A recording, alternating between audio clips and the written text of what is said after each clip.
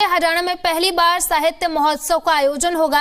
हिसार में आयोजित होने वाले लिटरेचर फेस्टिवल में देश विदेश से दिग्गज साहित्यकार और इसी के साथ साथ संस्कृति के क्षेत्र से जुड़े हुए लोग शिरकत करेंगे। फेस्टिवल के निदेशक अमिताभ सिंह बघेल ने कहा कि साहित्य महोत्सव का आयोजन 21 नवंबर से लेकर के 23 नवंबर तक होगा, जिसमें कई बड़े साहित्यकार, फिल्म निर्देशक, सांसद मनोज कुमार झा सहित कई बड़ी हस्तियां शामिल होंगी।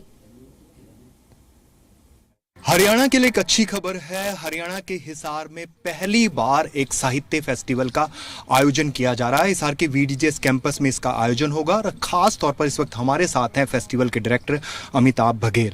अमिताभ जी, पहली बार हरियाणा में इस तरह की कोशिश हो रही है, क्या है बेसिकली? शशि जी, सोचा इसके बारे में? सोच तो मेरी नहीं है।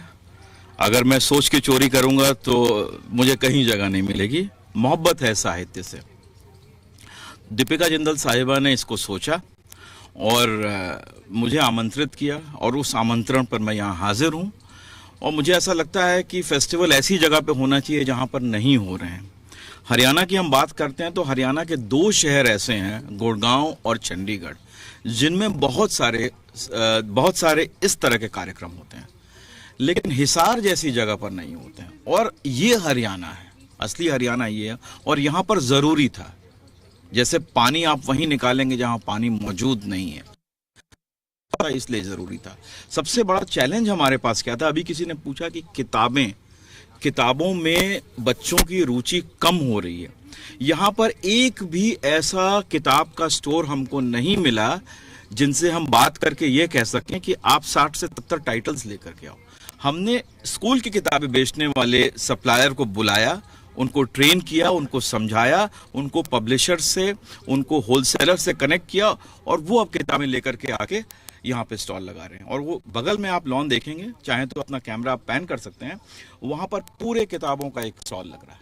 वकील साहब, कौन कौन शख्सियत हैं जिनका इस फेस्टिवल से नाता रहेगा इन 3 दिनों में? तो हमारे पास 50 से 60 लोग आ रहे हैं, कुछ प्रोमिनेंट और सभी बड़ी शख्सियत हैं। उनमें से कुछ का नाम लेना उचित नहीं होगा, लेकिन ये पोस्टर हमारे सामने, इसको आप देखें।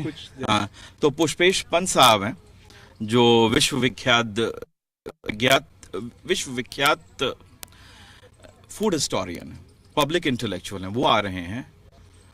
सुहेल हाशमी साहब आ रहे हैं जो बहुत बड़े ओरल हिस्टोरियन हैं। पवन वर्मा साहब आ रहे हैं जिन्होंने भारतीय सभ्यता पे कम से कम 10 किताबें लिखी हैं।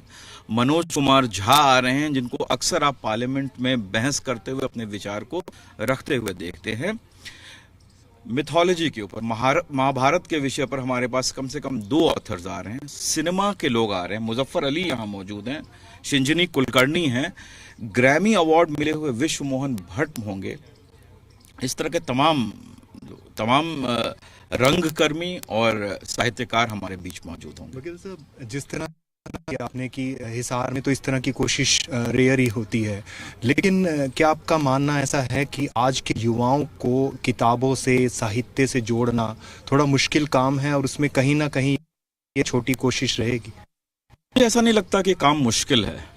देखिए, जो आप दिखाते हैं, जो दिखता है बिकता है। हालांकि वो लाइन यहाँ पर बड़ी ही एक क्लीशेड लाइन है, लेकिन जब तक आप उनको इस बात का, टेलीविजन जब आया तो लोगों ने किताबें पढ़ने कम कर दी। जब किताबें सामने पढ़ते थे, आप दिखाएंगे लोग पढ़ेंगे। और जब लोग ये बात कहते हैं किताबों में रुचि कम हुई है, यदि ऐसा है तो आए दिन नए पब्लिशर्स कैसे चले आते हैं और किताबों की संख्या में बढ़ोतरी हो रही है, जो बिक्री हो रही है।